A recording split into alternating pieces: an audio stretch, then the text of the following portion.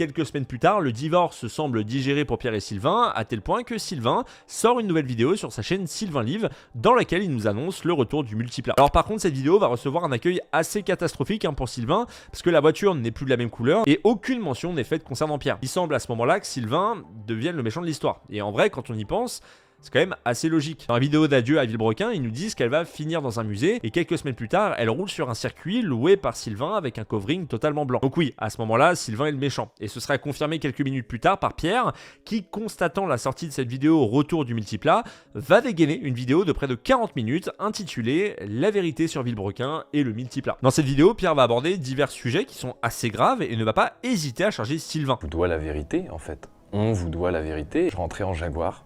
Vous allez voir que ça a son importance. Alors, je vais pas passer en revue tous les sujets, mais voici les principaux. Tout d'abord, l'annulation du contrat en CDI de sa compagne. Pierre a intégré sa compagne dans la société car ils étaient, semble-t-il, à la recherche d'un profil comme le sien. Et en gros, sa compagne a enchaîné 2 CDD et un CDI était à la clé. Et Sylvain n'aurait pas voulu, au dernier moment, la passer en CDI. Alors, il nous donne pas là où les raisons, mais le fait est qu'effectivement, la compagne de Pierre n'a pas continué l'aventure Villebrequin. Il va également expliquer qu'à cause de Sylvain, il a perdu son précédent couple. Alors, faut savoir que cette partie, elle était assez rapide dans la vidéo de Pierre, mais elle aura une très grande importance quelques mois plus tard.